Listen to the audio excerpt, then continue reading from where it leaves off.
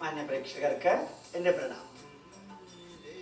ഭാരതീയര് പിച്ചള ബ്രാസ് ഉണ്ടാക്കാൻ എത്രത്തോളം സാങ്കേതിക വിദ്യ വികസിപ്പിച്ചിരുന്നു എന്നുള്ളതിനെ കുറിച്ചായിരുന്നു കഴിഞ്ഞ ക്ലാസ്സിൽ ഞാൻ പറഞ്ഞിരുന്നത്.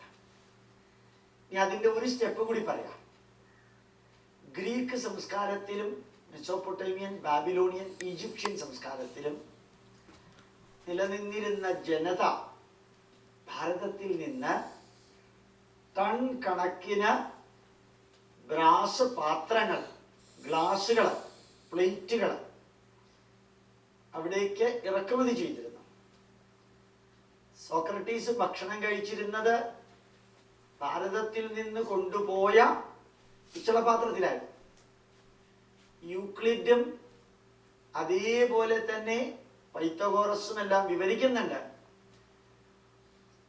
ഇന്ത്യൻ ഗോൾഡ് എന്നാ ബ്രാസിനെ പറഞ്ഞിരുന്നത് അവര്. ഭാരതത്തിലെ സ്വർണം, യഥാർത്ഥ സ്വർണം വളരെ കോസ്റ്റ്ലിയാണ്.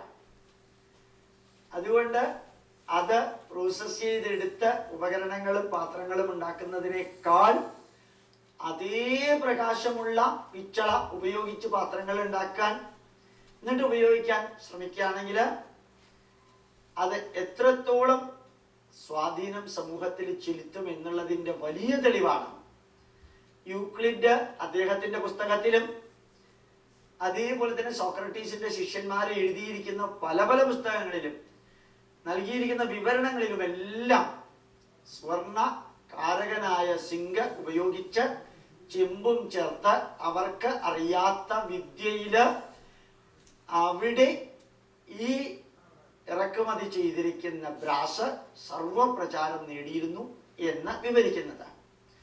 ഗുജറാത്തിലെ ലോഥൽ എന്ന് പറയുന്ന സ്ഥലത്തും അതേപോലെ ചിഞ്ചുദാരോ എന്ന് പറയുന്ന സ്ഥലത്ത് നിന്നും പിന്നെ ഏതെല്ലാമോ തുറമുഖങ്ങളിൽ നിന്നും എല്ലാം ഈ പിച്ചള ഭാരതത്തിൽ നിന്ന് വിദേശത്തേക്ക് കൊണ്ടുപോയിരുന്നു.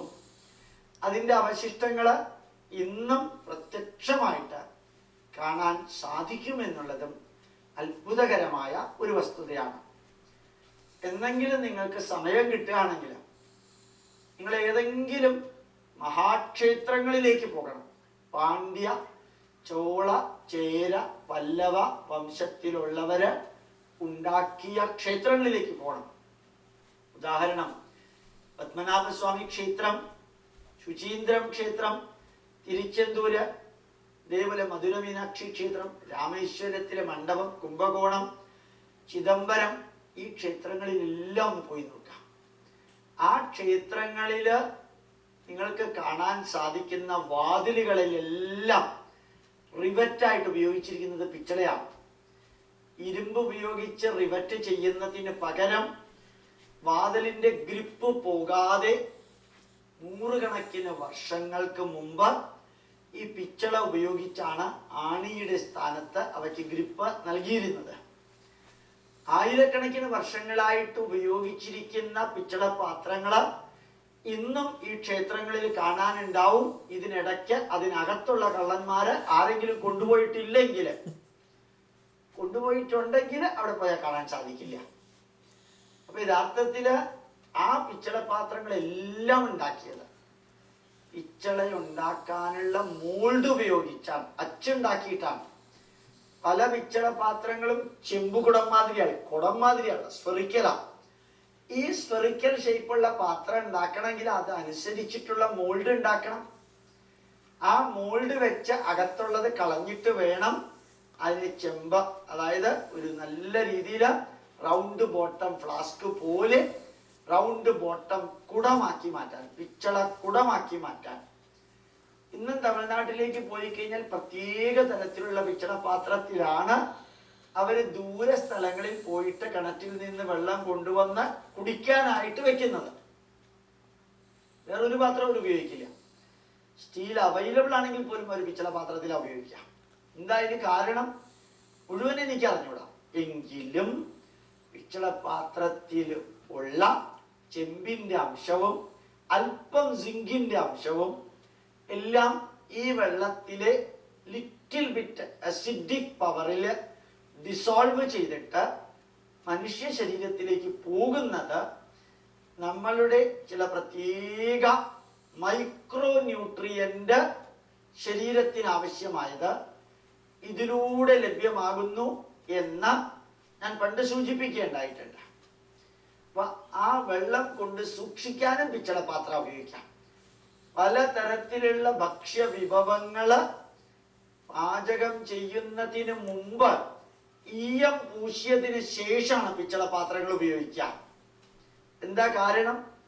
പിച്ചളപാത്രത്തിലുള്ള കോപ്പറും സിങ്കും പുളിയുമായിട്ട് റിയാക്ട് ചെയ്താൽ, പുളിയിലുള്ള ടാർട്ടാറിക് ആസിഡ് സിങ്കുമായിട്ട് ചേർന്നാൽ സിങ്ക് ടാർട്രേറ്റ് ഉണ്ടാവും.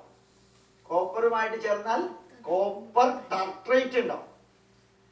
ഈ പിച്ചളപാത്രത്തിൽ ഭക്ഷണം പാകം ചെയ്യുമ്പോൾ അതിലേക്ക് ചെറുനാരങ്ങയുടെ നീര് ഒഴിച്ചാൽ ചെറുനാരങ്ങ ജ്യൂസിലുള്ള സിട്രിക് ആസിഡ് ഈ പിച്ചളയിലെ കോപ്പറും സിങ്കുമായിട്ട് റിയാക്ട് ചെയ്ത് കോപ്പർ സിട്രേറ്റ് ഉണ്ടാവും, സിങ്ക് സിട്രേറ്റ് ഉണ്ടാവും. ഈ സോൾട്ടുകള് ഭക്ഷണത്തിന്റെ കൂട്ടത്തിൽ